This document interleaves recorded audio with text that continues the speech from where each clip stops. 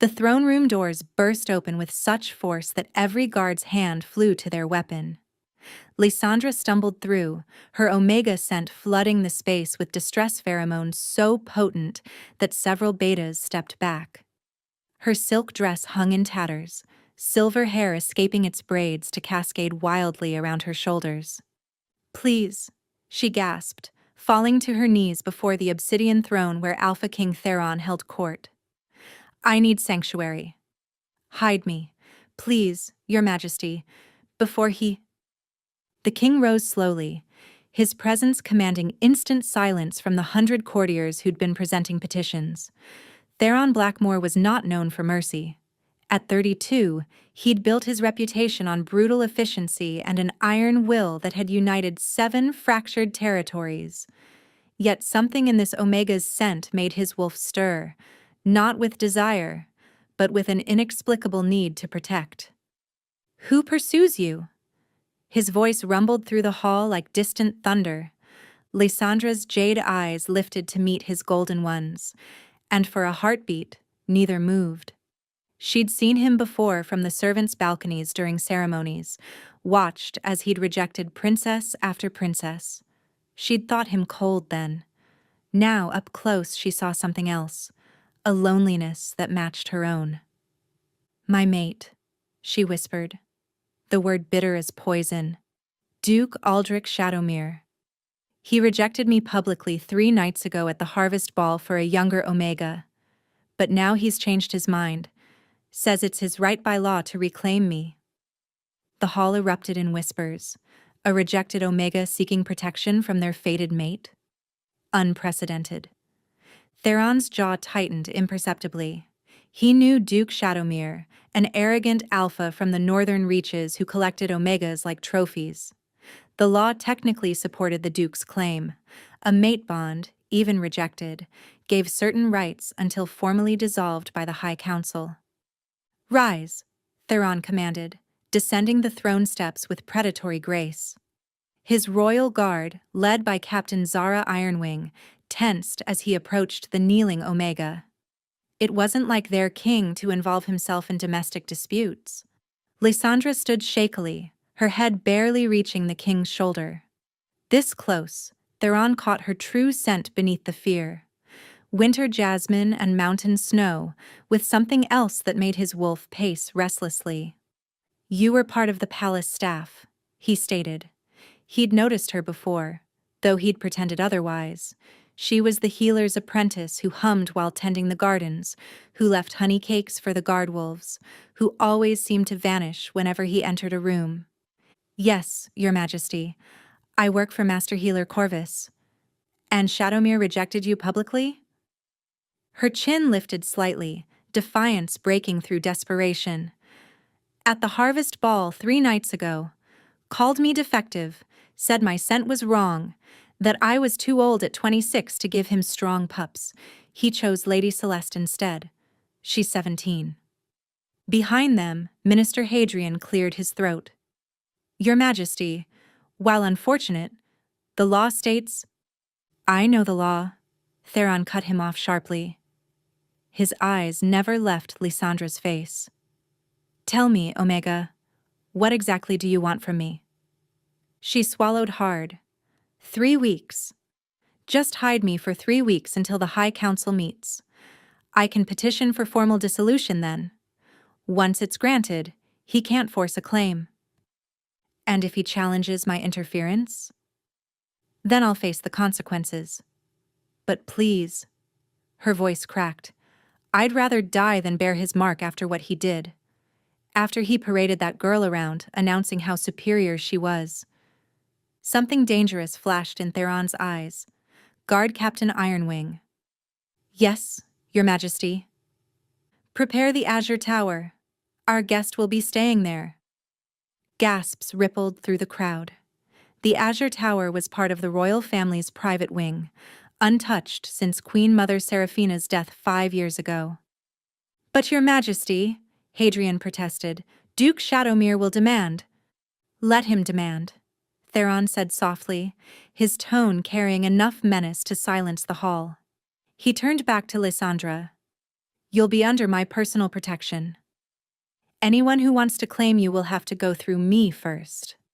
Before Lysandra could respond, the throne room doors slammed open again. Duke Aldrich Shadowmere strode in, his alpha pheromones aggressive and possessive, followed by 20 guards. His dark hair was perfectly styled, his clothing immaculate, every inch the privileged alpha who'd never been denied anything. "I've come for my Omega," he announced, cold blue eyes scanning until they landed on Lysandra. A cruel smile curved his lips. "Hello, little mouse. Did you really think you could run?" Lysandra instinctively stepped backward, colliding with something solid and warm. She didn't need to look to know it was Theron. His scent, wood smoke and storm-swept mountains, enveloped her like armor. "Duke Shadowmere." Theron's voice was deceptively calm. "I wasn't aware we had an appointment." Aldrich's eyes narrowed, noting how close the king stood to his rejected mate. "No appointment needed when I'm collecting what's mine." "Stand aside, Your Majesty. This is a private matter." "Curious. 3 nights ago, you publicly declared this Omega unworthy. Your exact words, I believe, were defective goods I wouldn't breed with if she were the last Omega alive. My intelligence network is quite thorough." The Duke's face flushed. "A temporary lapse in judgment. The mate bond you rejected in front of 300 witnesses?" Captain Zara interjected, hand resting on her sword. "Rejection can be rescinded if unconsummated," Aldrich snapped. "The law is clear." "As is the law of sanctuary," Theron countered smoothly. "Any Omega who fears for their safety may seek royal protection pending formal review." "She's being dramatic. I would never harm." "You threw wine in her face," Lysandra interrupted, her voice stronger with Theron behind her. "Called me a barren waste. You had your guards drag me from the ball while everyone laughed." "Emotional outbursts aren't physical harm," Aldrich argued, though several courtiers muttered disapprovingly. "Besides, Lady Celeste has proven unsuitable. Too young, too flighty. I need a mature Omega." "How convenient," Theron drawled. "You need a mature Omega now that the child you chose bored you." The Duke took a threatening step forward. "Careful, Your Majesty. I have significant support among the Northern Lords." The temperature seemed to drop. "Are you threatening your king, Shadowmere?" Before the Duke could respond, Theron raised his hand. "But let's resolve this simply. The law states an Omega can choose to accept or deny a rescinded rejection, correct?" Hadrian nodded reluctantly. "Technically true, sire." "Then let's ask her." Theron stepped aside, leaving Lysandra exposed but somehow still protected by his proximity. "What say you, Lady Lysandra? Your mate wishes to reclaim you." The use of lady before her name sent ripples through the crowd. Commoners weren't addressed as such unless— "I refuse," Lysandra said clearly. "I choose sanctuary until the High Council can formally dissolve this bond." Aldrich's face contorted with rage. "You can't. You're mine by divine right." "Actually," a new voice interrupted from the side entrance, "that's where you're wrong." Master Healer Corvus entered, ancient robes sweeping the floor. At 90, he commanded respect from all. He carried an ornate scroll that made Hadrian's eyes widen. "What I hold here," Corvus announced, "is Lady Lysandra's true birth record, sealed by magic until her 26th birthday, which was yesterday." He unrolled the parchment slowly. "Lysandra Moonweaver, daughter of Lord Marcus Moonweaver and Lady Alara Starling, both deceased. Hidden as a commoner for her protection after her parents were killed in the territorial wars." The hall erupted. Lysandra's legs nearly gave out. She'd known she was adopted, but this— "She's nobility?" Aldrich sputtered.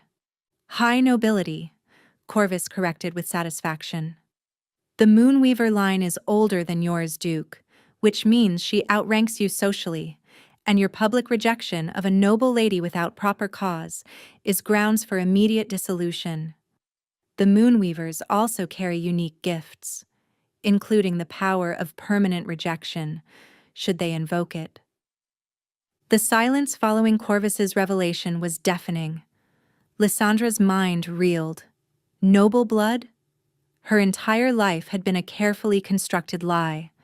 She felt Theron's hand brush her elbow, steadying her without making it obvious.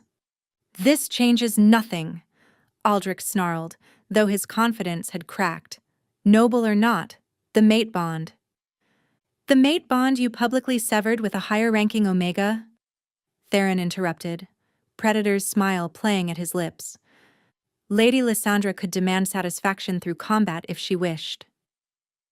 "I don't want combat," Lysandra said quietly. "I just want freedom." But Aldrich wasn't looking at her anymore, his eyes fixed on Theron with growing suspicion. You knew who she was." "I suspected," Theron admitted casually. "The Moonweaver eyes are quite distinctive. That particular shade of jade is hereditary." "Then why?" Aldrich's expression shifted to cunning. "Unless you want her for yourself?" The accusation hung like a blade. Several courtiers gasped. Even Captain Zara looked sharply at her king. Theron's expression remained marble smooth. "I am protecting a member of my court who sought sanctuary." "Really?"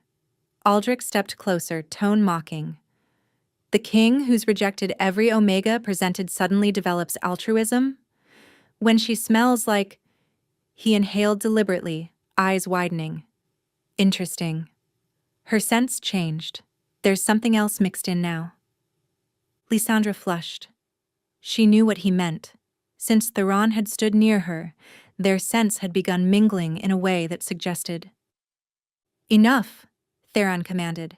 "Lady Lysandra remains under royal protection. Challenge it formally if you dare." "This isn't over," Aldrich hissed. "The High Council will hear of this interference. And you." He looked at Lysandra with venom. "You'll regret this when you're still unmated and alone. No alpha will want Shadowmere's rejected leftovers." He turned to leave but paused at the door. "Oh, and your Majesty? Lady Celeste will be visiting court next week. As an unclaimed Omega of noble birth, I'm sure you'll extend her the same protection." After the Duke's departure, the throne room slowly emptied until only Theron's inner circle remained. Lysandra swayed on her feet. "Steady," Theron murmured, his hand finding the small of her back. "Corvus, is it true? About her heritage?" The healer nodded gravely. "Every word. Her parents entrusted her to me before the final battle. They knew they wouldn't survive but wanted their daughter to live free of the burden until she was old enough." "Why didn't you tell me?" Lysandra asked, voice small. "Your parents' orders were specific. Not until your 26th birthday. That's when a Moonweaver's power fully manifests." Corvus studied her carefully. "Have you noticed anything unusual? Dreams? Visions?" Lysandra's breath caught. She had been having dreams, vivid ones about a wolf with golden eyes protecting her from shadows. But that was before today, before she'd even formally met. She glanced at Theron, who was watching her intently. "We should continue privately," he decided. "Captain Zara, double security. Shadowmere won't give up easily. Corvus, bring everything on the Moonweaver line to my study." As the room cleared, Theron turned to Lysandra. "Can you walk?" "I'm fine," she lied, then immediately stumbled. Without hesitation, he swept her into his arms, ignoring her squeak of protest. "You're exhausted and probably haven't eaten in days. Put me down. People will talk." "Let them." He carried her toward the royal wing, holding her carefully against his chest. His scent enveloped her completely now, and her Omega instincts purred in contentment. "Why are you really helping me?"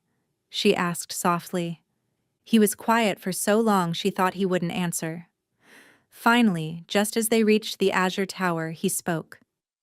Because I know what it's like to be trapped by others' expectations. He set her down gently. And because I've been watching you since you arrived 2 years ago, waiting for an excuse to finally speak to you.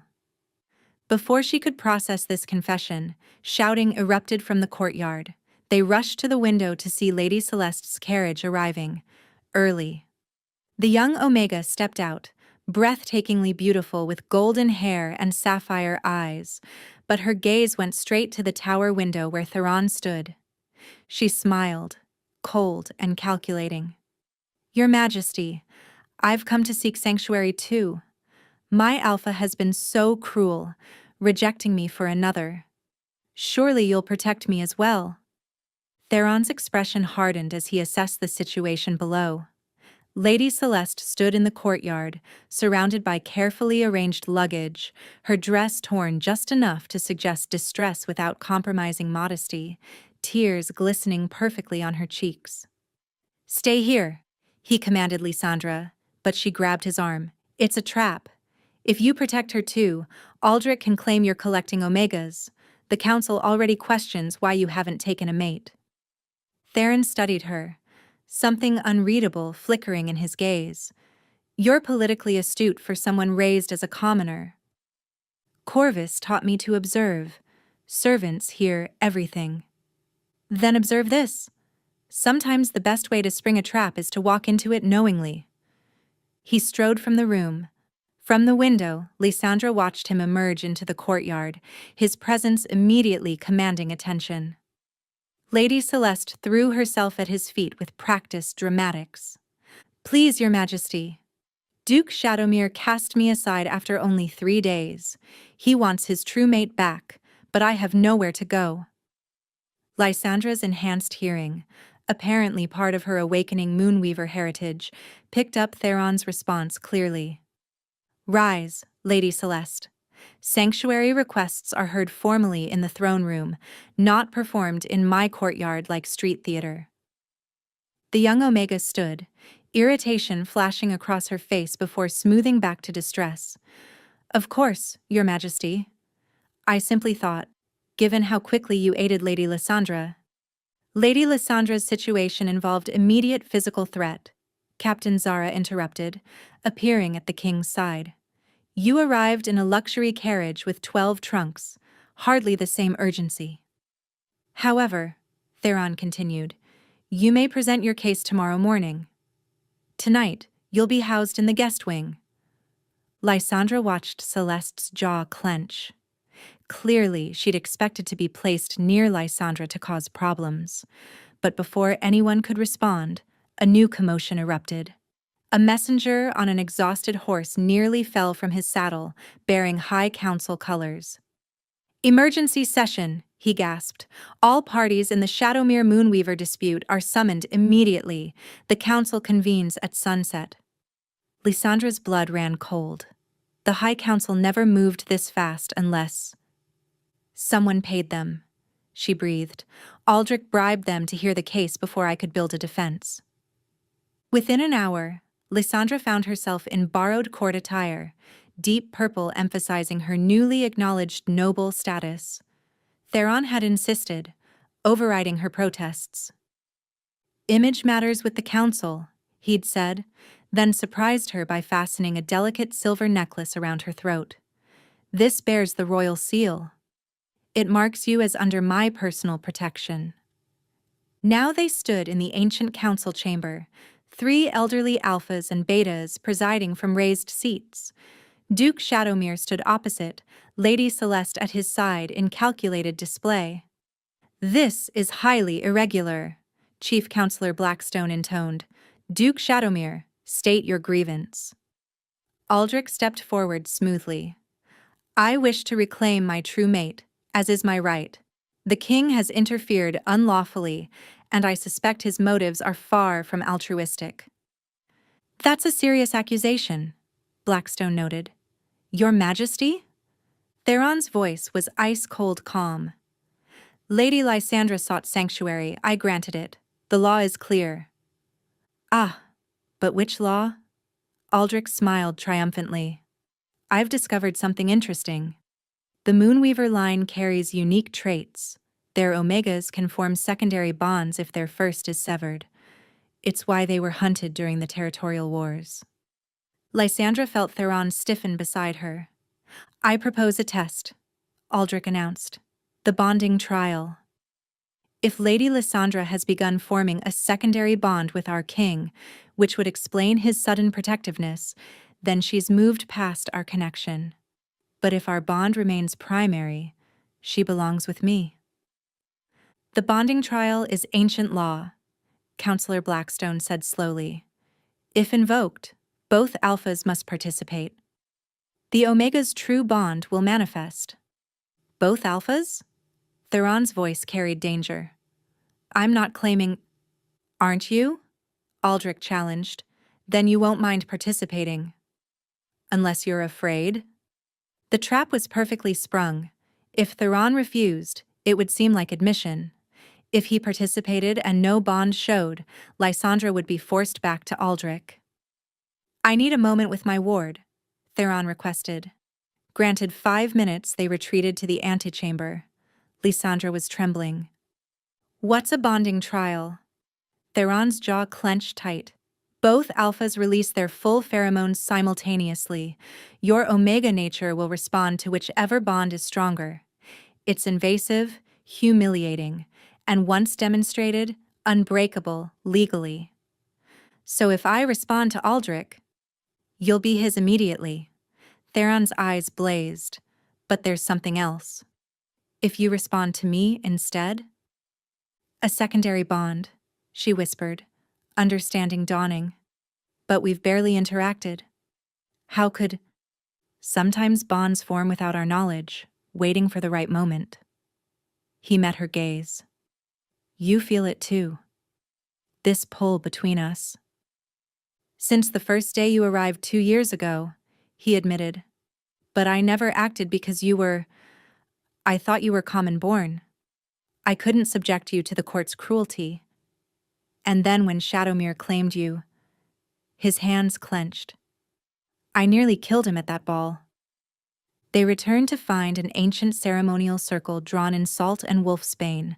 The burning herbs would intensify whatever bonds existed, making them impossible to hide. The rules are simple, Blackstone announced. Both alphas stand at opposite edges, the omega in the center. When the moon bell tolls, both release their full pheromonal presence. The omega's response shows the true bond. This is archaic, Theron protested once more. Wishes change. Biology doesn't lie, Aldrich interrupted smugly. Lady Celeste watched from the gallery with barely concealed excitement. Other nobles had gathered, drawn by scandal's promise. Lysandra noticed Corvus gripping his staff with white knuckles. Take your positions. Lysandra stood in the circle's center, heart pounding. Theron positioned himself to her left, controlled fury radiating from every line of his body. Aldrich stood right, confidence oozing from every pore. When you feel your true bond pull, walk to that alpha. Fighting will only cause pain. The moon bell tolled. On the third strike, both alphas released their pheromones. The effect was instantaneous. Aldrich's scent, pine and winter frost, slammed into her like a remembered nightmare. Her omega instincts recoiled violently, but a poisonous thread remained, the remnant of their severed bond trying to reassert itself. Then Theron's scent hit. Wood smoke, mountain storms, and something that sang to her soul. Her wolf surged forward, desperate to reach him. But she forced herself still, letting both scents battle within. Interesting, Blackstone murmured. She's fighting both. Lysandra's body shook. The conflicting pheromones were tearing her apart.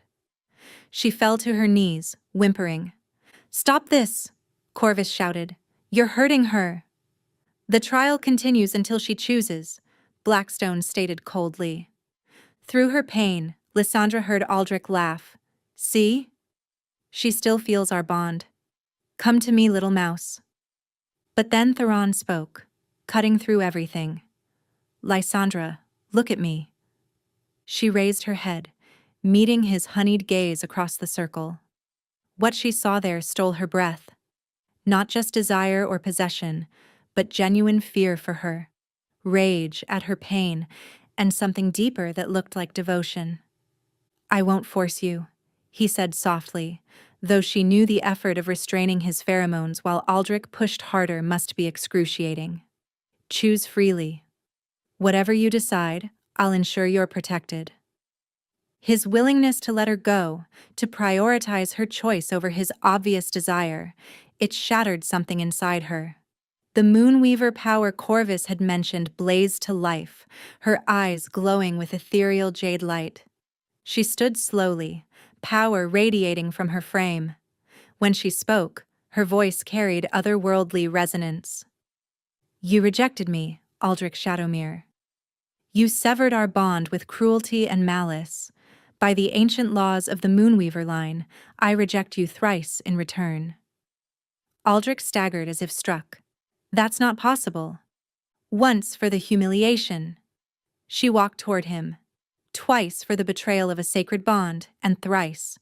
She stopped just out of reach, glowing eyes boring into his. "For daring to try to reclaim what you so carelessly discarded."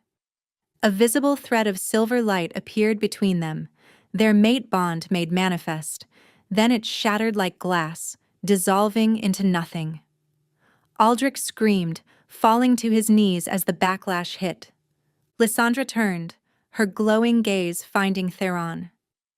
The power flowing through her showed her everything, how he'd been searching for his mate for years, how he'd noticed her the day she arrived but kept his distance, how he'd refused other Omegas because his wolf had already chosen. "You knew," she said wonderingly. "All this time, you knew." "Suspected, hoped, but I couldn't be certain, and I refused to use my position." She crossed the circle in 3 strides and kissed him. The moment their lips met, a new bond exploded between them, not twisted and possessive like Aldrich's, but golden and warm and right. The entire chamber gasped as visible threads of light wound around them both, the mark of a true mate bond, blessed by the moon goddess herself. When they broke apart, Lysandra's eyes had returned to normal, but Theron's glowed gold. "Well," Blackstone cleared his throat, "that's definitive." "Impossible." Aldrich struggled to his feet. "She's mine." "The bond is permanently severed," Corvus announced, having hobbled into the circle. "The Moonweaver line's thrice rejection is irreversible. You'll never be able to bond with another Omega." The color drained from Aldrich's face. For an alpha, especially a noble one, being unable to bond meant no heirs, no political marriages, nothing. "You've ruined me," he whispered to Lysandra. "No." Theron stepped protectively in front of his mate. "You ruined yourself the moment you rejected her for a child you didn't even want." Lady Celeste was trying to slip away unnoticed, but Captain Zara caught her. "Not so fast. You're going to explain your role in this scheme." The interrogation revealed everything. Lady Celeste, desperate for status, had agreed to seduce Aldrich away from Lysandra in exchange for a generous settlement once he reclaimed his true mate. They'd planned to keep Lysandra as essentially a breeding slave while Celeste enjoyed the privileges of being the Duke's public consort. "It would have worked," Celeste spat, all pretense gone, "if the king hadn't interfered. Everyone knows she's just a servant playing dress-up." "Careful," Theron warned, voice lethal. "You're speaking about my mate and future queen." The reality hit the room. The unmated king who'd rejected every eligible Omega for years had just publicly soul-bonded with a woman who'd been a servant until hours ago. "The noble houses will revolt," Hadrian muttered. "A Moonweaver," Corvus corrected firmly. "One of the oldest bloodlines. Her parents were heroes who died protecting this kingdom." "Besides," Captain Zara added with a smirk, "anyone who wants to challenge the king's choice can face him in single combat." As the council dispersed and Aldrich was dragged away to face charges, Theron led Lysandra to a private balcony overlooking the city. "Are you all right?" he asked softly, fingers gently tracing her face. "The trial, your powers awakening, the bond." She leaned into his touch. "I've been better. But also, never this good." She looked up at him. "How long have you really known?" "Known? Only when you kissed me. Suspected? When you'd been here about a year. Hoped? From the moment you smiled at that guard puppy who'd gotten lost and helped him find his way back?" "That was my first week," she said, surprised. "I know. When you smiled, my wolf nearly took control. I had to leave court for 3 days to regain composure." "Is that why you avoided the healing wing?" "Desperately. Your scent is intoxicating. Always has been." He pulled her closer. "But I convinced myself it was just attraction, that I had no right. You were under my protection as a palace servant. The power imbalance would have been wrong." "So you rejected all those omegas instead?" "None of them were you." He said it simply, like the most obvious thing in the world. "My wolf knew." Lysandra cupped his face. "We're idiots, aren't we? All this time wasted." "Perhaps. Or perhaps this was exactly how it needed to happen." He kissed her palm. "You needed to discover who you are, and I needed to prove I wanted you for you, not your bloodline. And now?" "Now," he smiled, transforming his usually stern face. "Now I court you properly. Just because we're bonded doesn't mean you don't deserve romance." "Theron, let me do this right," he murmured against her lips. "Let me show the world you're not just my mate, but my choice. My queen. My everything." Before she could respond, Captain Zara appeared, looking amused. "Your Majesty, we have a situation." "If Aldrich?" "No, sire. It's the palace staff. They're celebrating. Apparently they've been placing bets on when you'd finally notice Lady Lysandra for the past 18 months. The kitchen staff just won a fortune." Lysandra burst out laughing. "They knew?" "Everyone knew," Zara confirmed. "Except you two." "Oh, and Corvus asked me to give you this." Inside was a delicate silver ring bearing the Moonweaver crest, a wolf howling at a crescent moon. "It was your mother's," Corvus's note read. "She would have been proud. The king is a good man. Stubborn, but good. Be happy, little moon." Tears pricked Lysandra's eyes. Theron gently took the ring and slipped it onto her right hand. "Until I can put a proper bonding ring on your left. I don't need—" "I know. But I want to give you everything anyway. Will you let me?" Looking into his eyes, seeing the vulnerability, the hope, the love he'd been hiding, Lysandra knew her answer. "Yes," she whispered. "Yes to all of it." As he kissed her again, the moon rose full and bright, blessing the union fate had always intended. Below, howls rose in celebration. The unmated king had found his queen, and she had found her home. 6 months later, morning sun streamed through the royal chambers where Lysandra lay wrapped in silk sheets and her mate's arms. "You're awake," Theron murmured against her neck. "The ceremony is today," she reminded him. "Our official coronation." "They can wait." He pulled her closer. "I'd rather stay here with my queen." "Not queen yet," she laughed. "You've been queen since the moment you stood up to Aldrich. Today is just paperwork." A knock interrupted. "Your Majesties," Captain Zara called. "Corvus insists you need breakfast. He's threatening to break down the door." "He's 90 years old," Theron called back. The door burst open with magical force. Corvus strode in, averting his eyes. "Moonweaver magic runs in my family too. Distant cousin. Now up. Half the kingdom has come." As they dressed, Lysandra in elegant silver, Theron in black and gold, Corvus updated them. Every noble house is represented. They're curious about the Omega who broke Duke Shadowmere. How is Aldrich? Lysandra asked, surprised to find she felt only pity. Exiled to the far territories. Still unbonded. That's permanent. But I heard he's taken up scholarship, studying ancient texts about mate bonds. Perhaps he'll find redemption in knowledge. And Lady Celeste? Working as a governess. Honest work for honest pay. The throne room had been transformed with silver and gold banners, moonflowers, and mountain roses. As they entered, Lysandra saw familiar faces, palace servants she'd elevated to positions worthy of their talents. The ceremony was beautiful but anticlimactic. The restructured High Council pronounced their blessing. Lord Whitmore, the new chief counselor, placed the crown on her head with genuine respect. As tradition dictated, the new queen could make 3 royal decrees. Lysandra stood and addressed the assembly.